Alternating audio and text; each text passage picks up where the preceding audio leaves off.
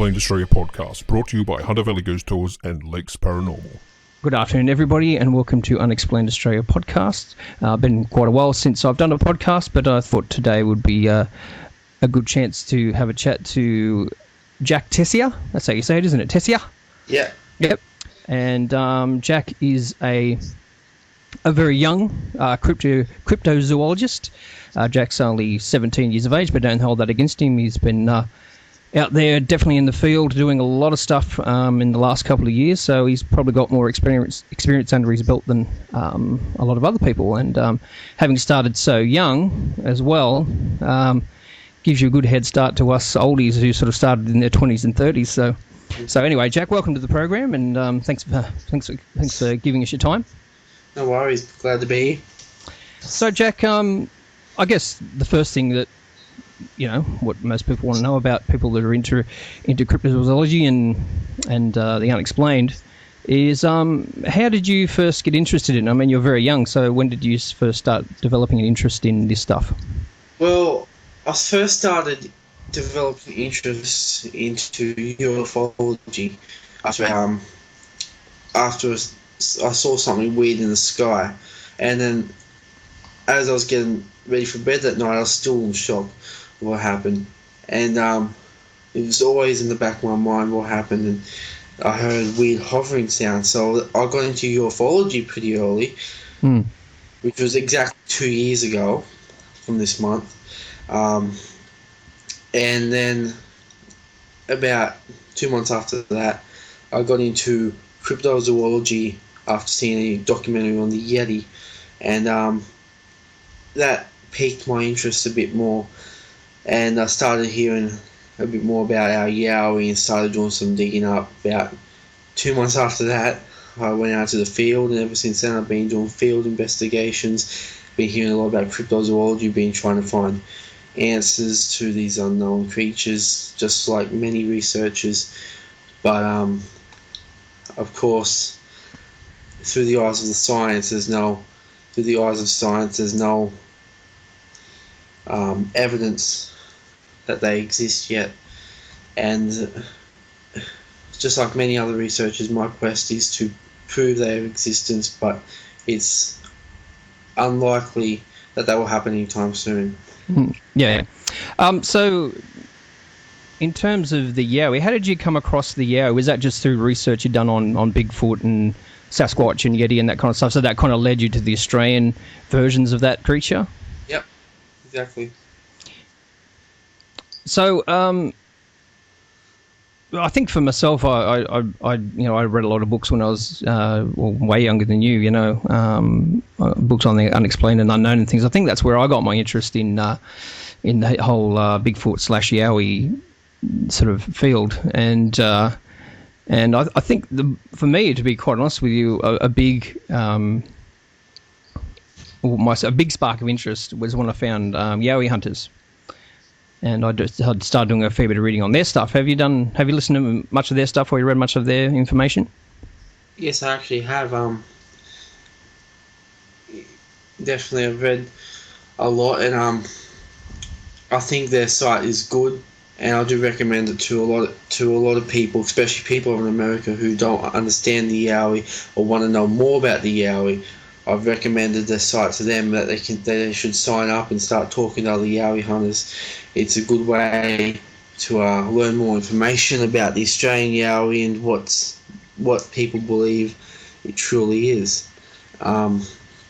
So yeah, and that I'm on that site for that reason as well, to basically learn from others, and I hope that they can learn from my experiences as well, from my true beliefs about Yowies. There are two different theories about the Yowies that I've learnt. The fact that they could rather be primates or marsupials. Yes, actually, that was one that really interested me. I think Neil Frost, the fellow down the Blue Mountains, I think he was the first person that I come across that suggested the Yowie could be marsupial in origin, not primate in origin. And I found that quite fascinating, but however, at the same time, I'm not sold either way yet.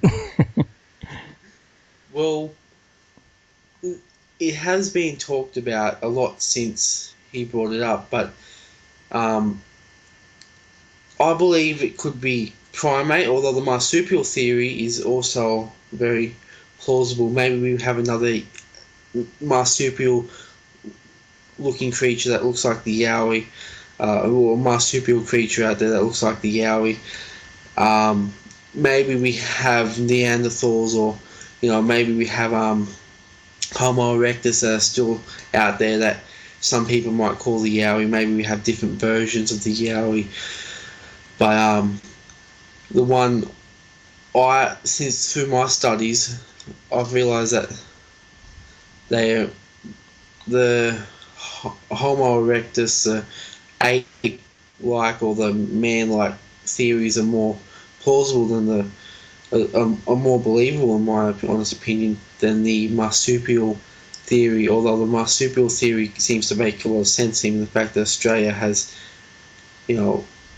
massive, lots and lots of marsupials. So yeah, it's a thing that makes this continent, fairly unique opposed to others. I mean, there are marsupials in other countries, South America and so forth, but it is a very much an Australian, type of creature. Yeah. But I got another question for you here. I obviously keep up with you there on Facebook, and you've got your Australian Cryptozoology Research Organisation, or ACRO, as you call it. And I'm sure you're very proud of that. But and I, like I said, I have been sort of following on there, and I notice you do where I'm a little bit more stretched for time and a bit more of an armchair researcher. You're definitely out there doing it in the field. So can you tell us a little bit of places you've been and what places you think were the most active and what you've looked for? Well, and that doesn't have to be just Yowie stuff. That can be the Black Panther or sea monsters or whatever. Well, I've travelled. I've mainly done my research in the Lower Hunter Valley region. I've learned a lot from Rex Gilroy and his research, and he's an incredibly intelligent man. He knows his stuff, really, and on archaeology and that, but scientists don't take him seriously, which I think they should, because he's just incredibly intelligent, very gifted. But his research has guided me in so many ways of where to go and what to look for. And the Wadigans Mountains in Lake Macquarie, I think, is a major hotspot. And I actually bring it up with Rex, and he just pretty much said, "Oh, the Wadigans," and told me something happens there. And, he was like that with a few places actually, and so I find Wadigans, since the big flood last year, research there has been damaged pretty much, or with a lot of other things, and so I find it quite difficult to research in the Wadigans these days, and I've been in a few things, mainly sound stuff. Haven't come across much except for a possible footprint near a river in the Wadigans, a stream, and and Lake Macquarie, I've grown up here my entire life, and I never knew it to be so mysterious and unexplained, and that's what shocked me, and I found a lot of details, not just from Rex, but from online as well, about panthers, giant monitor lizards, yowies, living in the lower part of Lake Macquarie, and the recent sea monster as well, which turned out to be a fake. But yeah, it's a fun, mysterious place in my opinion. And Yeah, well, one of the things that I found around the Hunter area, in particular, when I started, like I said, in the early 2000s, was a lot of people don't talk about this kind of stuff, and my main area is in the ghostly thing. Well, having said that, though, cryptozoology is definitely as strong as my interest in that. But what I guess what I'm trying to say is what I found is that that any of these kind of subjects weren't received very well when you would talk to people or ask questions and things like that. People would think you're a bit weird and funny, and I'm sure that happens in a lot of places. But as you say, once you do a bit of research and then you actually look to the unseen world a little bit more and do a bit of research and things like that, you do uncover stories and you do uncover like not only the ghostly stuff but also the crypto stuff as well, and the UFO stuff, and there are people out there who had, particularly in the ghost area, have had lots and lots of experiences, but they're very reluctant to speak about it. And I think with the crypto stuff, and particularly Yowie stuff, I think they're even more reluctant not to talk about it. Sorry. And yeah, but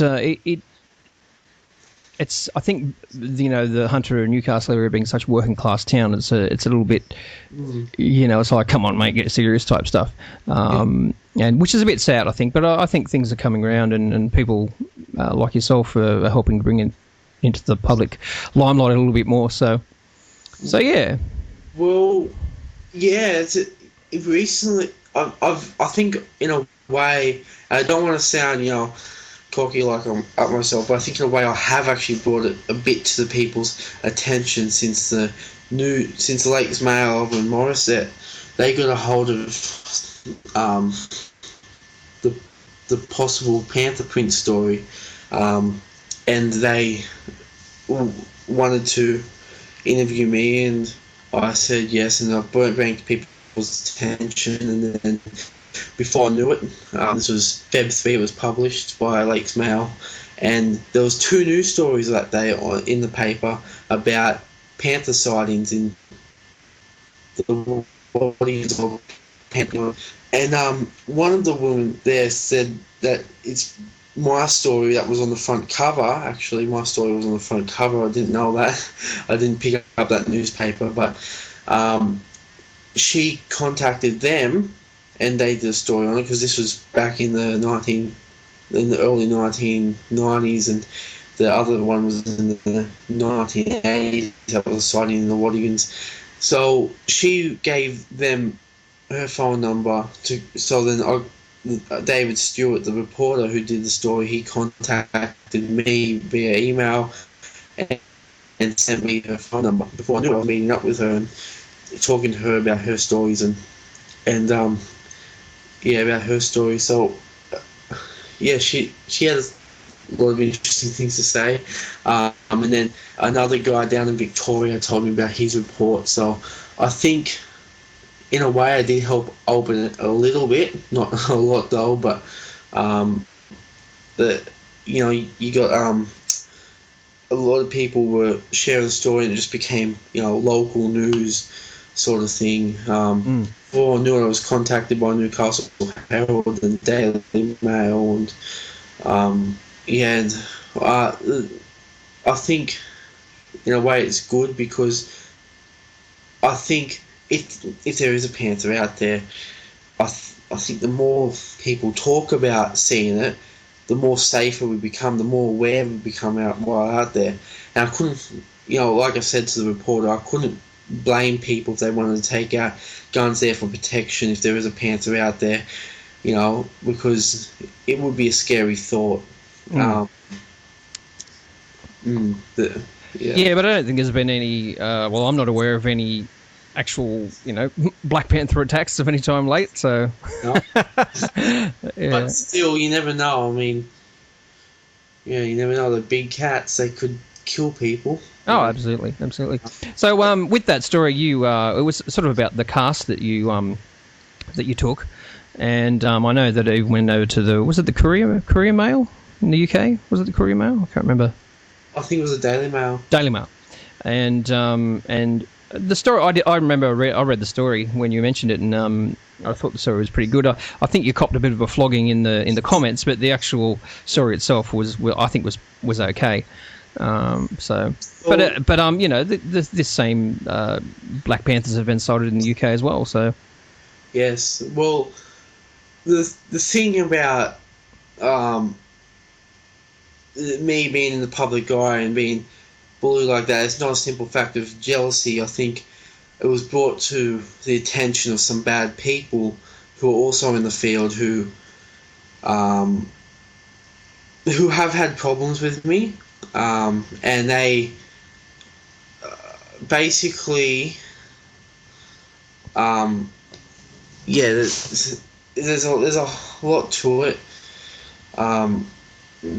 I've had problems with a fair bit of people in the field because, I do voice my opinion and try to voice it in a fair way, but sometimes people don't like, people like me to go against their opinion, and I think that them doing that was probably wasting their time, really worrying about what if I'm in the paper or not, when they could be out there researching themselves. Yeah. And investigating, so they wasted their time completely. Yeah, happens a lot in this field. Yes.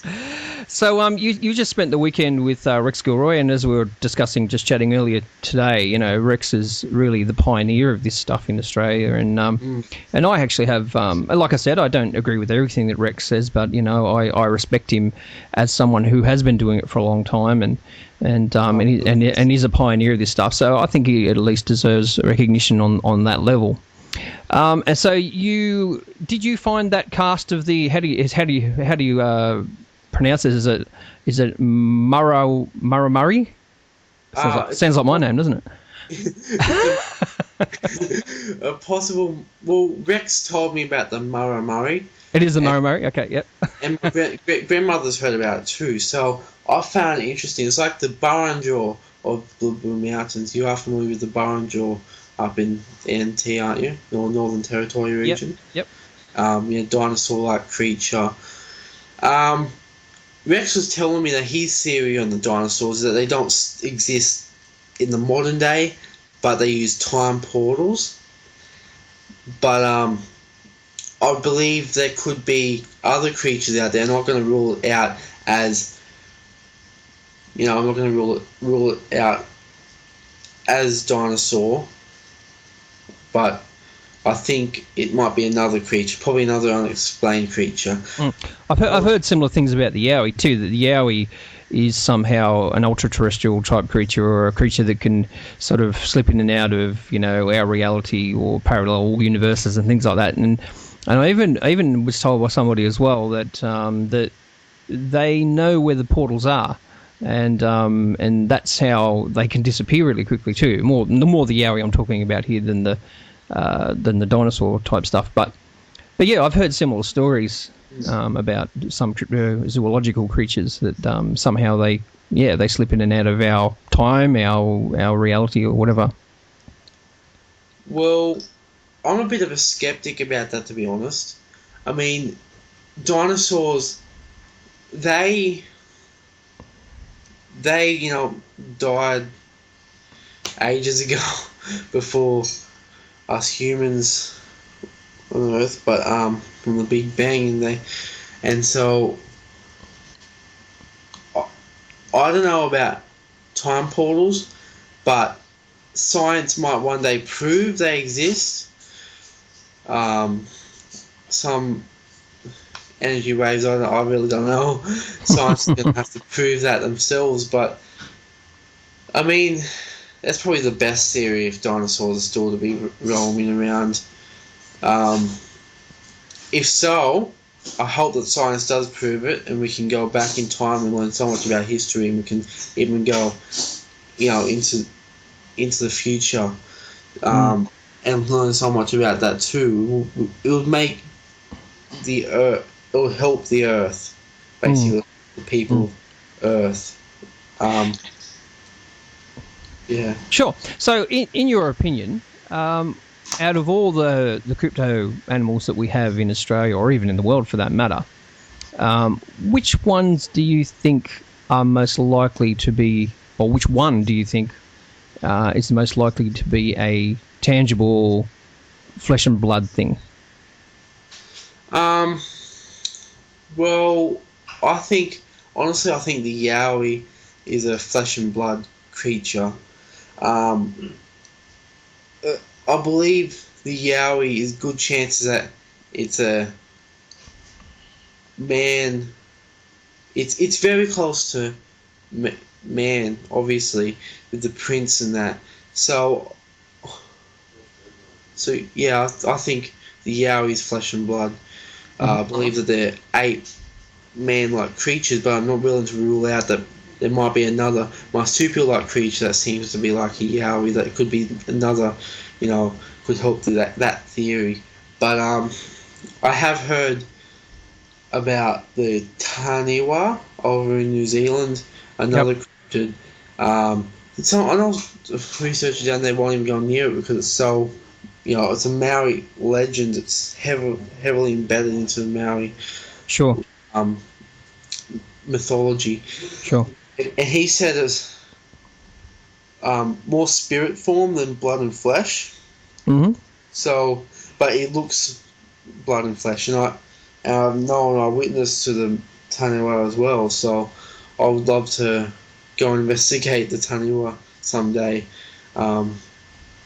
And I believe that there's so many. I don't believe all cryptids are going to be, some time traveling creatures. I believe that a lot of them are going to be earthbound creatures and could be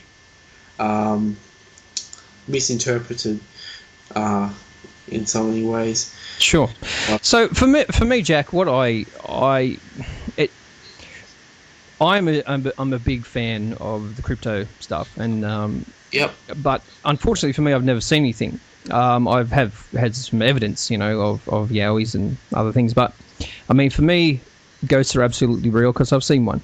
A UFO is absolutely real because I've seen one. But my holy grail, I suppose now, is crypto stuff. So, and particularly the Yowie. So for me personally, I mean, I don't need scientific evidence to make me believe something. If I see it with my own two eyes, then I believe what I see. So, have you seen anything with your own two eyes, type thing? Well, there was one time when I've told you about the UFO story. So I'm a strong believer in UFOs and extraterrestrial life, but in the Wadigans before the flood, and it was very, a lot more trees, and there was one particular spot I kept on going back to. So you're talking about the flood last April? Is that what you're talking about? Yep. Yep. Okay. And so I keep on going back to this one particular spot because, and the flood destroyed it pretty much with the smashing of the trees and that. So I went back to it because I always got activity there. So I looked over and I could see a creature. It was incredibly hairy, and it was like brownish, orangey hair, and it was facing the opposite way, and it was quite muscly too. I went a bit up track trying to look back over towards it, trying to get a different angle. It was looking back over at me before I knew it. Like moving behind a tree. Okay. So it was behind a tree when you saw it, or? Yeah, it was moving back and forth behind the tree. Check me out. So going from side to side to sort of kind of still hide, but trying to see what's out there. Yes, and then I moved a bit down the track trying to look back at it, and it was gone before I knew it. Throughout my research, I've come across stuff that indicates they are curious creatures like apes. So I strongly believe, I've spoken to a lot of people that have different views and opinions on the marsupials and that, but I believe it comes back to man, apes. But I'm not going to discount the other theories. Maybe there are, Homo erectus and that are out there, but as well as the ape-man-like creatures. So, yeah, I couldn't believe what I saw that day, pretty much. Yeah. So how tall would you estimate it was? Oh, that would be pretty tall. I'm guessing about 8.5 foot to 9 foot tall. Mm-hmm. Tall. So pretty tall. Yes. So did you see a face? You said it was darting out sort of behind the tree. So what did its face look like? It was sort of, like greyish, like you see in a gorilla face. I wouldn't say it was as muscular as a gorilla's face, but it was more. It was like it looked like a gorilla's face, but as muscular as a human's face. Mm-hmm. The eyes were kind of squinting as if it was trying to really suss me out from a fair distance, and it wasn't too far back, but it was at least 10 meters. But there was trees there and that, so at least 10 meters, I think. But yeah, so I think it was like a gorilla's face, sort of, but was muscular like a human, like human's face. Sure. So did it have any hair on its face, or it was hairless? Did it have a hairless face, or did it have like a? It had hair around its face, but no actual hair on its main area of its face. No. Okay. Yeah, I was shocked to see it that day, and I did. And what time of day was it, Jack? When you saw it? It was about around 5, sort of. And I 5 p.m. Yeah, this was last year. This was January last year. Yeah, I couldn't believe what I saw. I went back home and I couldn't believe what I saw. Could you make a determination of its sex? Do you think it was male or female, or you had no idea? I think it was male. Mm-hmm. Looking at it, because of its muscular male look, and basically it had no sort of things. So it had more masculine features than feminine. Yeah. It's exactly. It looked male to me. I had a question there, but I've forgotten it. That happens. Yeah. Yeah. Well, I think it was definitely male. That's what I was going to say. Yeah, so I'm going to come back to you eventually. You hear a few accounts of this happens. You hear a few accounts of I think one of the things that sets the Yowie apart from other Bigfoot type creatures across the globe is that they can be known to be aggressive, where most of the other, like Sasquatch and the Yeti, they tend to be a little bit more shy. But the Australian Yowie can be aggressive, particularly when it's sort of defending its own, territory, so to speak. So, do you think that's the case? I think, from what I've seen, from my own research, just judging my own, I don't tend to listen to other people's research and make up my opinion like that. Mm-hmm. But I'll have to say probably, if it really felt threatened, if you come off the wrong way, and if you come off the wrong way around it, it could feel threatened, like you would do some harm. If you were out in the bush shooting and carrying on, it would feel, So it's like a lot of animals when they're startled or they feel trapped or anything, that they will display aggression. Is that what you mean? So if it feels like it's threatened, it's more likely to be violent or aggressive, yes, opposed to if you're sort of, just maybe observing or something. Exactly. Yep. And there has been reports, and I've spoken to eyewitnesses, or I've spoken to researchers before that would agree with me on that one. And not a lot of reports will indicate them being aggressive, but there will be some.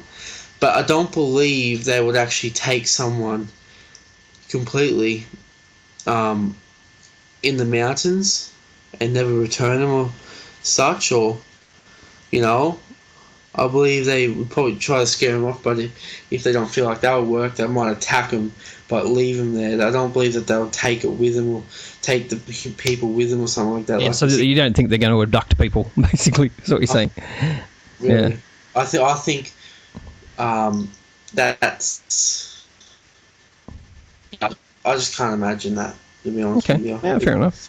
Imagine. Okay, so you've kind of got a little bit of physical evidence in a few of your expeditions. I said we've sort of mentioned the casts and that there, but you've also found some hairs as well. Yes, the hairs I've yet to have tested. I would love to have them tested. I've been talking to a couple that might get them tested. So, I would love to someday get them tested, and hopefully it's enough evidence there. But I do doubt it. And actually, when I casted the panther print, this was I don't think the newspaper put it in there, but I did actually find hair strands attached to it, just like with a possible Yowie print. So it was sort of greyish, sort of blackish. And this was the panther one? Yep. Okay. What about the Yowie one? Or the one that you believe was from a Yowie? Where did you find that, and in what sort of circumstances? That was about 14 k's in the main track of the Wadigans. Mm-hmm. It was actually raining the night before. Right.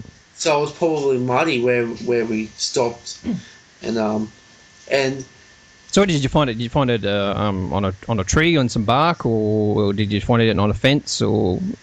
I found it just in sort of close to a track, going down there, in the 14k, about 14 k's down the main track, and I've heard a lot of reports from that particular area in the morning. And so, yeah. So where did you actually find it? Like, I mean, was it stuck on something or what? It was in the ground. Oh, okay. So it was actually in the ground. It was actually muddy, but the sun had dried it up. So I did a shocking dog casting it, but yeah, I got home, analysed it, and found hair attached to it, 3 hair strands. Okay. I had them sealed up ever since. Excellent. So what do you say, back, I know we're jumping around a bit, but sort of back to the panther cast. Now, you don't need to tell me exactly where you found it, so just a rough area of where you found that.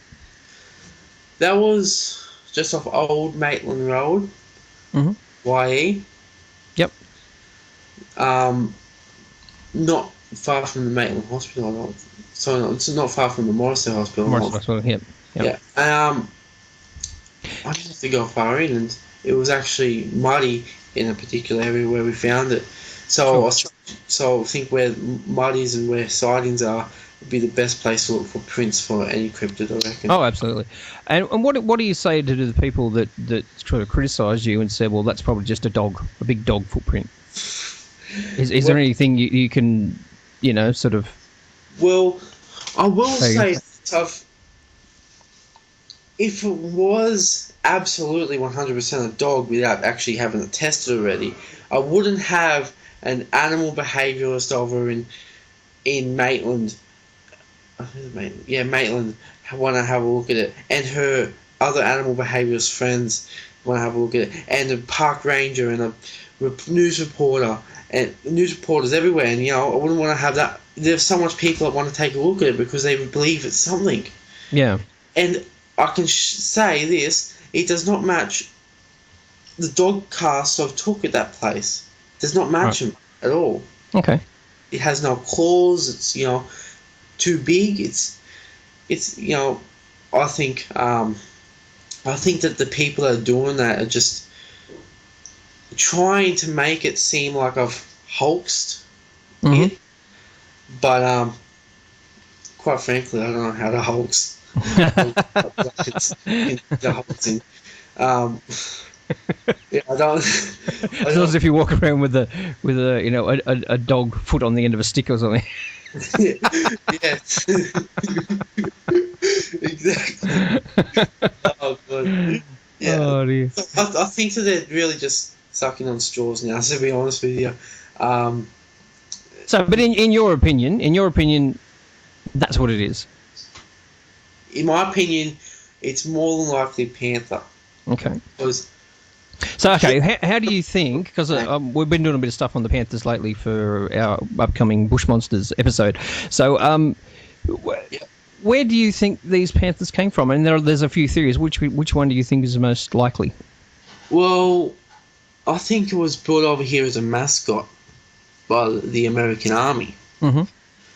and there would have been plenty of them, and they would have let them into the bush, and then they would have kept on breeding, and we've got populations of panther in the bush, and you know, just like we brought in deer, um, you know, and other animals. Yeah, I mean, the thing about particularly Australian animals is they're quite cryptic in themselves, and what I mean by that is they, I mean, I know when I've been out bushwalking and I've been out sort of yowie hunting and things like that, that you very very rarely actually see even Australian animals in the bush, let alone these exotic animals such as panthers and stuff like that. So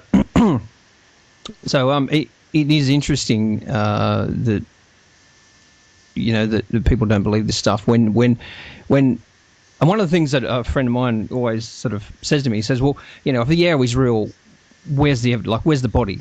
I'll believe it when I see a body. I'll believe it when I see the bones. I said, but okay. I say to him, when was the last time when you were in the bush, which his answer was, I never have been. I said, when was the last time you saw, remains of an animal? Okay. Sometimes you'll see domestic animals. You might see a dead horse or a dead cow on a paddock or something like that, or a bushland type paddock. But how often do you actually see the skeleton or the remains of a native animal? It's actually very rare. Not impossible, but I'm saying it's rarer. Well, I've come across it twice throughout my research, and I was actually first one was when I was researching over in Bonnells Bay here in Lake Macquarie, and that has plenty of sightings in that general region. As is for the panther. Yeah, I looked over and I saw a kangaroo skeleton, and it was scattered everywhere. Mm-hmm. It was white and in the grass. Luckily, I went and had a look. I found that interesting, and the newspaper also talked about that. And then another one was when I was up in southeast Queensland, and I was about 20 minutes outside of. I was about 20 minutes outside of Kilcoy, Mm-hmm. and a researcher up there wanted to take me to a spot where we had to use a code to get in and that sort of stuff. It was very secretive too. We just call it Base X pretty much. Mm-hmm. We don't like to tell a whole lot of researchers where it is and that, because there's going to be plenty of researchers that'll just jump like that. And this is a spot that's supposed to have Yowies as well. And then I was near the front gates where it's very creepy, and then I found a boar skeleton, basically a wild pig skeleton Mm-hmm. there, which I found interesting. So if you find them near stuff like panther or yowie sightings, it is quite interesting because it indicates that they may or may not have got to it. And particularly because I've had activity in in that area, and I know that there's water right there, so I believe the pig could have drunk from that or something like that. Could have died from old age, but the skeletons look pretty fresh, so they look like they were rotting. So I would think something may have ate it. And in this area too, there's a lot of animals too. A lot of animals. birds and plenty of animals. So I believe a Yowie like creature could have had plenty to eat, plenty to drink. A perfect place for them, really, and away from humans too. So perfect. I mean, one of the arguments that I make with a lot of people too is, like, again, the old, well, if they're out there, why haven't we seen them? I'm talking about the Yowie here more particularly. And you go, well, think to yourself, well, these, if these things are real, they have access and they can get to places and probably live in places that no one ever goes. And when you really talk to people, you say, well, when was the last time you were in the bush? When was the last time you were, out looking for this stuff? And quite often they never have. So you've got to kind of also be looking for these things at the same time. So yeah. So it's very interesting. It's a typical, armchair critic response, if you know what I mean. So yeah, I mean, it's easy for people. It's the same with me with the ghost stuff. It's easy for people to say that ghosts don't exist, but they're not the ones out looking for them and who have had the experiences as well. Yeah. All right, Jack. Well, we might pull it up there. Thank you very much for being part of Unexplained in Australia podcast. Really appreciate your time. Like I said before, Jack has his website is internationalcryptozoology.com. His research group is called the Australian Cryptozoology and Research Organisation, or ACRO. Yep. And you also have a YouTube as well. What's your YouTube? Jack the Cryptozoologist. Check him out on YouTube as well. And look out for this fella. He's an up-and-comer. Yep. Thanks, Jack. Thanks for your time, and I will talk to you again soon. Yeah, talk to you soon. Okay, mate. Bye. Bye.